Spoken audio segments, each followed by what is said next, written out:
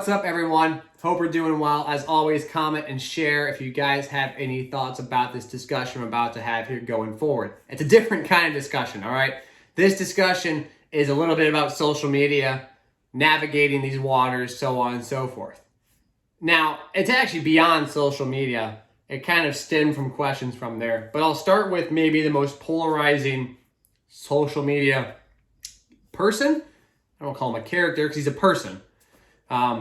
Out there, and that is Jake Paul, right? I'm sure 99.9% of you are aware of who he is, which that alone right there should give you an understanding of how amazingly well this individual, Jake Paul, has navigated social media and media in general, on ESPN, on Showtime Boxing, all over your Instagram feed, whatever it might be. He has done something that, from an observational standpoint, has been absolutely interesting to me. Now, I'm not a huge boxing fan. I actually do watch UFC quite a bit. I am far from any expert at it. I do enjoy watching some of the fights. But to call myself a fight fan, let alone a boxing fan, would be foolish.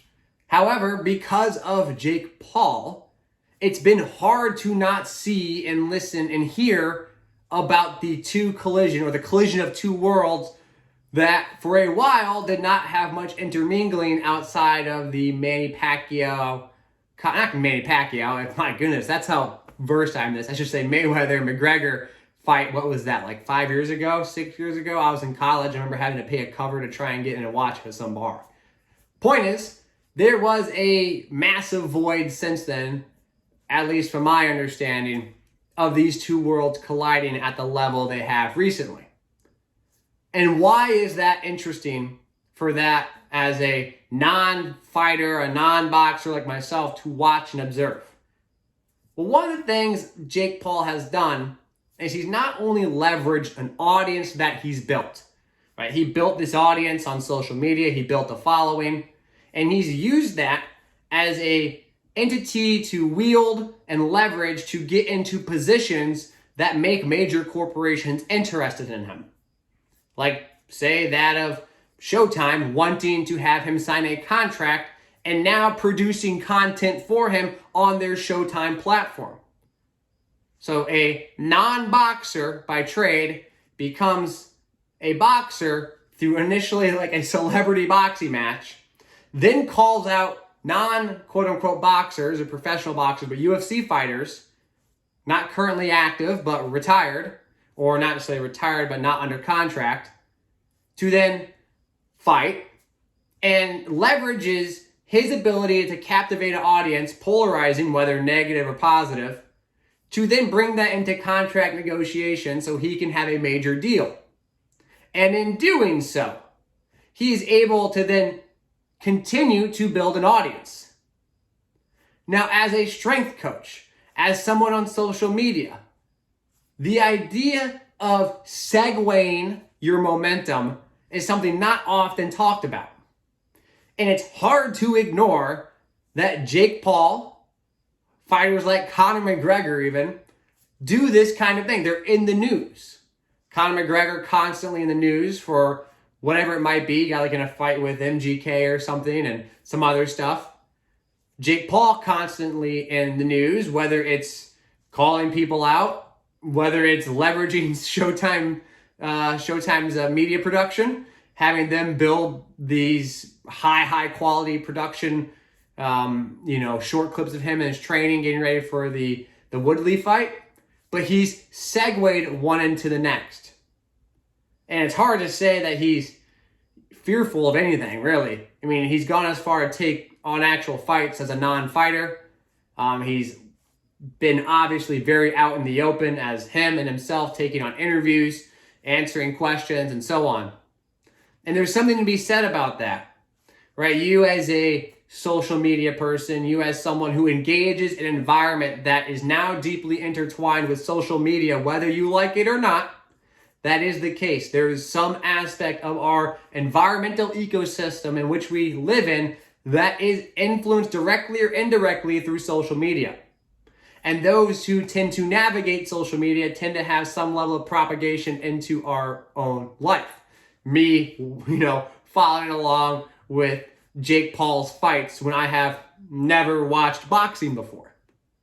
And so as someone who is a strength coach, someone who, has a couple of small businesses, I find it beyond interesting to see him treat himself as a business.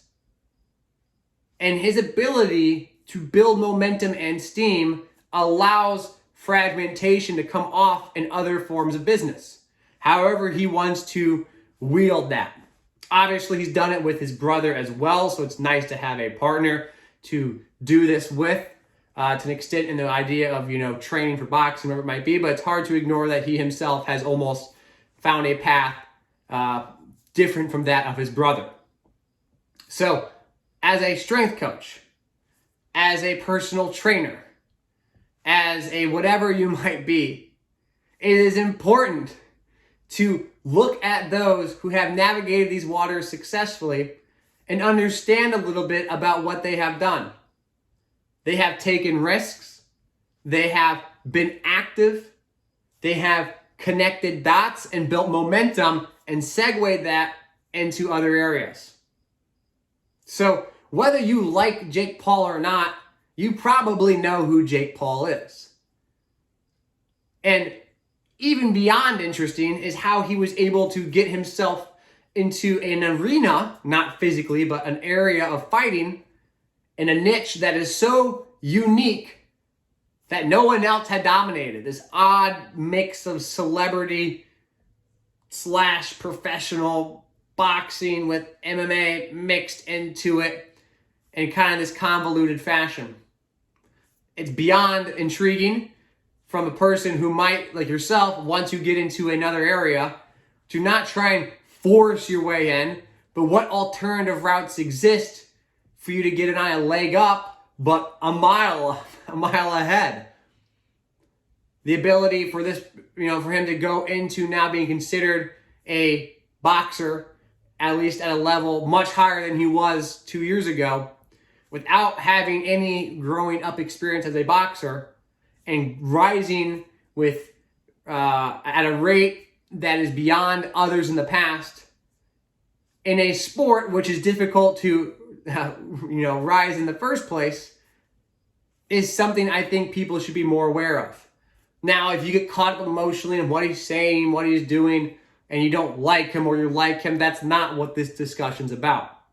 The discussion of the fact of the matter is he's found a way to leverage his situations to become something uniquely different, right? Where he was on social media doing X, Y, and Z with X, Y, and Z businesses. If you said 5 years ago, he was going to be a professional boxer, people would have asked how. But he's found a way to take his strengths, leverage it into a new medium, and now make that medium another one of his strengths. So I hope you as an observer can take something away from that. And that's how we as observers and people trying to learn from situations can look at these, I would call it anomalies, because it is an anomaly, it doesn't happen often, but it's almost a rarity in the fact that someone's able to build up such intense momentum and leverage it in different areas. So again, at the end of the day, it's how can we observe, watch, and understand these people who do it successfully? What are some commonalities?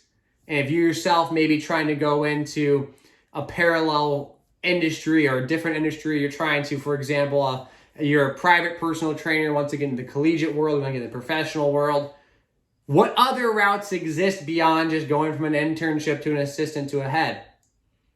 Can you find an alternative niche where you can bypass some of these steps because you provide a unique value that you can wield to get into a situation that is more promising for yourself? So think about that. Yes, I paralleled Jake Paul and boxing with potential ability to find areas in the industry that you can excel in whatever it might be. So again, doing our best to try and connect some unique dots in a way that we can learn from certain situations. So if you guys like these different kind of talks, let me know, comment below. I appreciate y'all listening. I hope you enjoy as always. Take care.